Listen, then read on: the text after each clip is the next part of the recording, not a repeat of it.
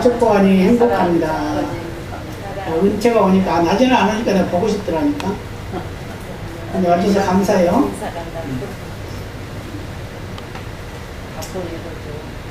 이것도 역시 우리 계속해서 지금 보혈에 대해서 말씀을 드리고 있고, 또 기쁨에 대해서 말씀을 드리고 있는데, 오늘은 보혈은 무엇이냐? 보혈은 바로 순종의 편이다. 예수님이 먼저 순종을 하셨죠? 그것을 이제 같이 보도록 하겠습니다. 같이 읽어보겠습니다. 우리는 출애굽기 12장에서 어린 양의 피를 봅니다. 이스라엘 백성의 문 임방과 좌우 설치에서 어린 양의 피를 보게 됩니다. 어린 양의 피는 이스라엘 백성의 순종의 표현입니다. 순종은 말씀에 대한 응답입니다. 모세는 하나님이 명하신 대로 이스라엘 백성들에게 어린 양의 피를 문 임방과 좌우 설치에 뿌리라고 명합니다. 오늘 본문이 바로 그 말씀이죠. 왜 그랬죠? 이스라엘 백성들이 이제 애굽에 내리는 10가지 재앙, 10가지 재앙, 마지막 재앙을 내리는 그 내리기 전에 바로 이제 이스라엘 백성들이 준비를 하죠. 뭘 준비해요? 그 재앙이 임하지 않는 방법을 하나님이 알려주셨다는 거죠. 그게 뭐냐? 양을 잡아서 그 피를 뭐에다 묻혀요? 우슬초에 묻혀가지고 우슬초에 묻혀서 문 임방과 좌우 설치에 발라라. 그게 뭘 의미하죠? 예수님의 십자가를 의미하죠. 예수님의 보혈이에요. 예수님의 피가 있으면 어떤 재앙도 임하지 않는다는 걸 말씀해 주고 있어요. 다시 말하면 장자를 멸하는 재앙이 지금 애굽에 내려져야 되는데 이스라엘 백성들은 그것을 피하기 위해서 예수님의 보혈에 피가 준비했다는 거예요. 있어야 됐다는 거예요. 그래서 그 피를 통해서 멸하는 자가 지나가게 됩니다. 지나가게 됩니다. 그래서 이게 순종이 바로 순종의 편이다 하는 말은 바로 그걸 말씀하고 있어요. 이스라엘 백성들이라 하더라도 그것이 믿어지지 않아가지고 그 문임방과 설주의 피를 바르지 않았으면 그 집안에는 장자가 죽는 거예요. 애굽 사람들이라 하더라도 그들이 그걸 믿고 양을 잡아서 피를 임방과 설주에 발랐으면 애굽 사람도 사는 거예요. 네. 그런 걸 어떻게 할 수 있냐면 애굽에 우박이 내렸을 때 우박이 내렸을 때 그게 증거가 되죠. 우박이 내렸을 때 소나 뭐 짐승들 다 종들이나 다 집으로 들여보내라 그랬잖아요. 근데 그것을 믿고 들여보낸 자들은 다 정상으로 아무 이상 없었고, 그걸 믿지 않고 그냥 밖에 놔둔 사람들은 사람이나 짐승이나 다 우박이 맞아서 깨지고 부서지고 죽고 있고. 그러니까 장자를 멸하는 그 재앙도 역시 순종하면 살고 불순종하면 죽는다 그 말. 다른 말로 말하면 믿으면 살고 믿지 않으면 죽는다 그 말. 믿으시기 바랍니다. 네. 그래서 본문을 다시 한번 본다고 하면 한번 볼까요? 모세가 이스라엘 모든 장로를 불러서 그들에게 이르되 너희는 나가서 너희 가족대로 어린 양을 택하여 6월절 양으로 잡고 가족대로라는 말을 했어요.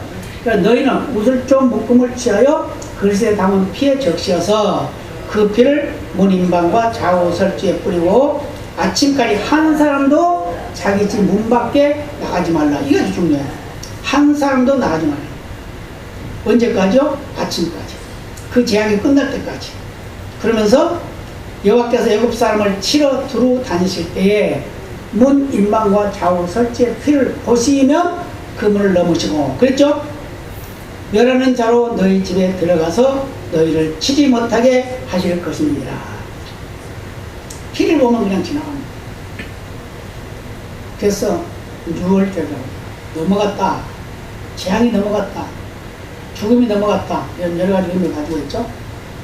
그래서 이스라엘 백성들은 하나님의 말씀에 전적으로 순종함으로 응답을 합니다. 네.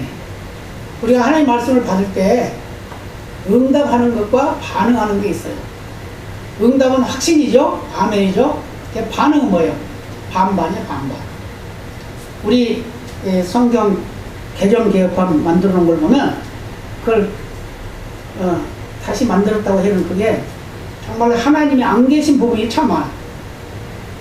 안 계신 부분이 참 많습니다. 그러니까 이제 그걸 가지고 뭐라고 하니까 뭐라 하냐면, 그럼 원문을 보면 되지, 원문. 히브리어를 보면 되지, 또는 헬라를 보면 되지, 이런 말이에요. 이런 말이에요. 그럼 말이 안 되죠. 자, 어느 누가 히브리어 헬라를 어느 성도를 다 하요. 그걸 다 봐요. 목사들도 잘 모르는데. 그러잖아요? 그걸 또 다른 말로 본다 그러면은, 자, 이스라엘 백성들은 히브리어를 써요. 그죠? 또 헬라도 쓰겠죠? 그런 거 쓴단 말이에요. 그럼 그 사람들은 왜 예수 안 믿어요? 그러잖아요. 뭐 히브리어를 몰라서 안 믿나요? 그렇잖아요. 그러니까 엉뚱한 소리를 하는 엉터리 학자들이 많이 있단 말이에요. 그래서 신학은 엉터리야, 엉터리. 신앙이 있죠, 신앙. 그래서 신앙이 중요해요. 아셨죠? 그래서 신앙은 뭐냐? 순종입니다. 자, 오늘 출애굽기 12장 28절을 같이 볼까요? 이스라엘 자손이 물러가서 그대로 행하되, 그랬죠? 그대로 행했다 그랬어요. 여호와께서 모세와 아론에게 명하신 대로 행하니라. 그대로 행하고 명한 대로 행했다. 이게 뭐 응답이라는 거예요. 순종이라는 거죠. 그러니까 그 응답은 순종이다. 그런 말씀이죠. 자, 또 넘어가겠습니다. 그럼 순종이 뭐냐? 순종. 같이 볼까요? 순종은 하나님 명령에 대한 응답이며 하나님 말씀에 대한 표현입니다. 순종은 하나님을 신뢰할 때 가능합니다. 순종은 하나님의 사람 모세를 순종할 때 가능합니다. 하나님의 말씀과 능력, 하나님의 성품을 신뢰할 때 순종할 수 있습니다. 순종은 신실하신 하나님, 약속하신 것은 반드시 지키시는 하나님의 성품을 신뢰할 때 가능합니다. 하나님 확실하게 믿을 때 그게 이루어진다는 거죠. 순종할 수가 있고 응답할 수가 있는 거죠. 믿어지지 않는데 어떻게 아멘할 수 있어요? 그러죠? 네. 믿어지니까 아멘하는 거예요. 그럼 믿어져서 아멘했으면 그 말씀대로 우리가 살아가는 것이 정상이다. 그게 원칙이에요. 자, 또 볼까요? 같이 봅니다. 순종하기 위해서는 경청해야 합니다. 경청하라고 그랬어요. 하나님의 말씀에 경청하지 않으면 온전히 순종할 수 없고 온전히 응답할 수 없습니다. 어린 양을 선택할 때 아무렇게나 선택하면 안 됩니다. 흠없고 1년 된 수컷을 택해야 합니다. 이것도 중요해요. 양들 많으니까 아무거나 그냥 갖다 하면 되는데 하나님 굳이 하나님 뭐라고 그래요? 흠없고 1년 된 수컷, 그것도 남자 암컷도 아니고 수컷을 하는 수컷, 그걸 하라는 거예요. 이게 바로 순종이란 말입니다. 예. 그대로 하지 않으면 안 돼요. 왜 수컷이라고 했을까요? 수컷이 짐승이기 때문에 그런 건 아니지만 사람도 남자를 먼저 치잖아요. 아담을 먼저 치잖아요. 그래서 그것이 더 하나님의 말씀에 쓰여지는 거예요. 하나님의 말씀에 응답하는 그런 의미가 들어있습니다. 그래서 출애굽기 12장 15절 보면 같이 볼까요? 너희 어린 양은 흠없고 1년 된 수컷으로 하되 양이나 염소 중에서 취하고 그랬어요. 너희가 가지고 있는 기르고 있는 그죠? 근데 흠없고 1년 된 수컷, 양도 좋고 염소도 좋다. 자, 또 볼까요? 어린 양을 취한 다음에 바로 잡으면 안 됩니다. 왜요? 하나님이 정하신 날까지 간직했다가 잡아야 합니다. 6절에 그걸 말씀하고 있죠. 같이 볼까요? 이달 14일까지 간직하였다가 해질 때 이스라엘 회중이 그 양을 잡고 14일까지 간직해 놨다가 이제 해가 지면 그때 양을 잡으라는 거예요. 양을 잡으면 어떻게 될까요? 어린 양의 피를 바를 때 아무데나 바르면 안 됩니다. 이것도 중요하죠. 좌우 문설주와 인방에 발라야 합니다. 하나님이 정하신 곳에 바르지 않으면 재앙이 임할 수도 있습니다. 하나님이 정하신 곳, 정하신 때에 어린 양의 피를 발라야 합니다. 이게 완전한 순종이고 응답이라는 거예요. 그러죠? 내가 아무 때나 하면 안 되죠. 14일날 간직이 나라고 그랬는데 그 자꾸 아침에 그냥 잡아가지고 그냥 발라놨으면 어떻게 될까요? 그럼 안 되는 거예요. 예, 저녁까지 잘 감수해 놨다가 잡으라 그럴 때 잡아. 그래서 그 피를 발라라 할 때 발라도 어때? 문, 임방과 좌우설주에 발라라. 이게 이제 예수님의 십자가 보혈을 상징하는데, 그게 이제 보혈이 아니면 구원받을 수 없어요. 보혈이 아니면 생명이 없습니다. 바로 예수님을, 십자가 지신 예수님을 상징하는 그런 의미가 여기 있음을 우리에게 말씀을 드렸어요. 또 볼까요? 출애굽기 12장 7절 같이 봅니다. 그 피로 양을 먹을 집 문 좌우 설주와 임방에 바르고. 피가 아주 중요해요. 피가 없으면 안 돼요. 피가 표적이 됩니다. 피가 없으면 죽음의 사자가 그 집에 임해서 장자를 치고, 피가 있으면 그 집을 넘어갑니다. 그러니까 이게 무슨 피? 생명의 피, 보혈, 예수님의 피라고 말해요. 이 피가 있으면 생명이 사는 거예요. 그러니까 예수 안에 들어오면 사는 겁니다. 예수 밖에 있으면 죽어요.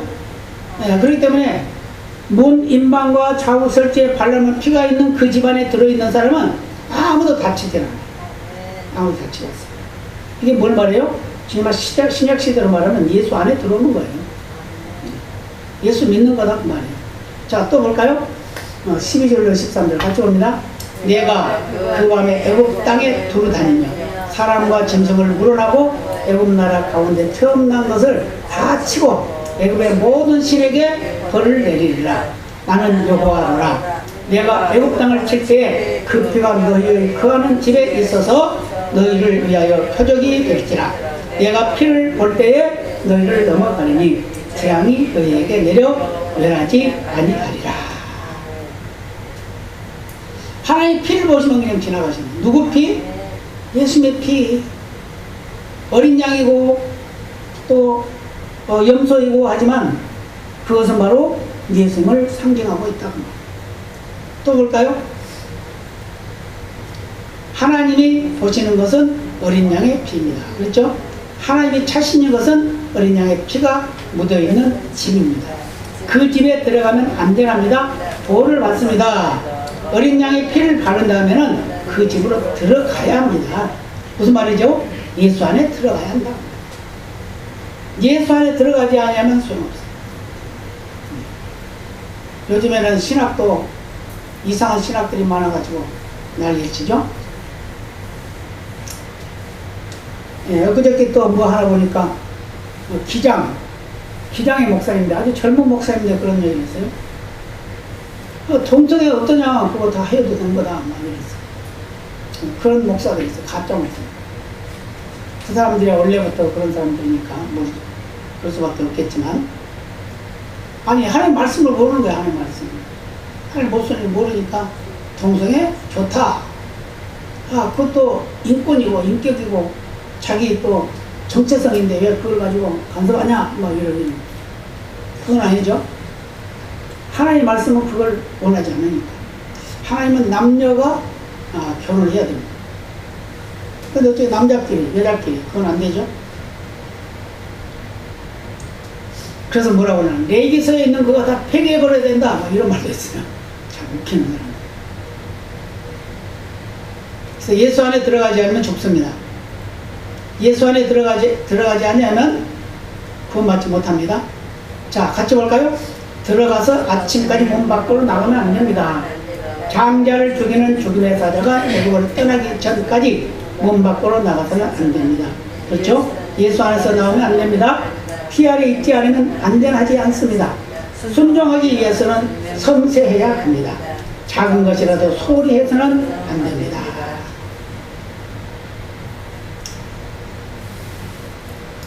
우리의 믿음을 자꾸 점검해 봐야 됩니다. 매일매일 점검해 봐야 돼요.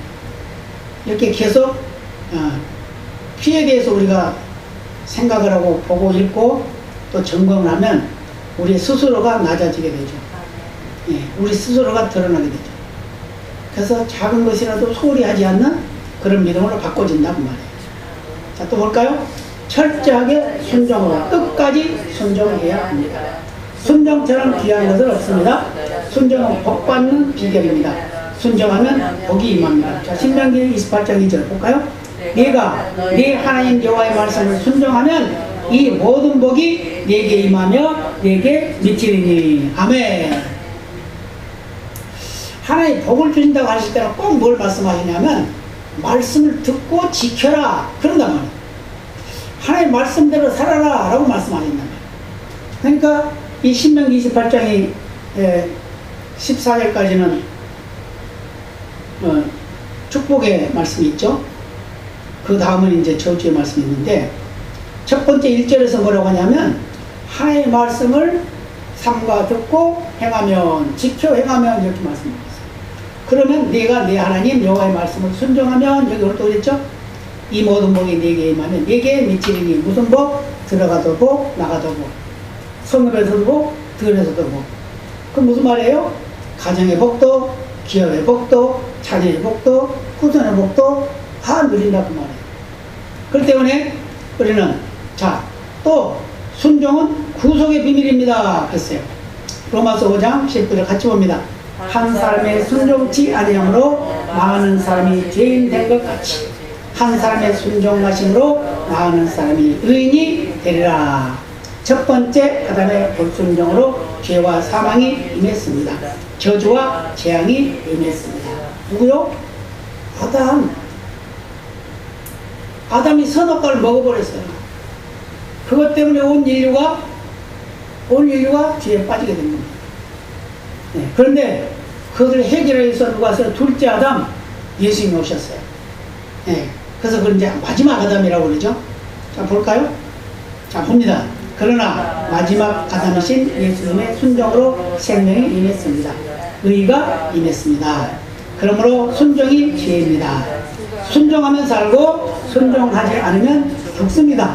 피 아래 있으면 살고 피 아래 있지 않으면 죽습니다. 아멘? 오늘 피 아래 있어요. 근데 그 피는 영원토록 마르지 않는 피입니다. 영원토록. 수세기, 수천 세기가 지나가도 그 피는 계속 유효합니다. 네. 혈액은행에 혈액을 많이 넣어놓고 환자가 올 때마다 그걸 가지고 환자에 치료해 준 것 같이 예수의 보혈의 피도 혈액은행에 가득 차 있어요.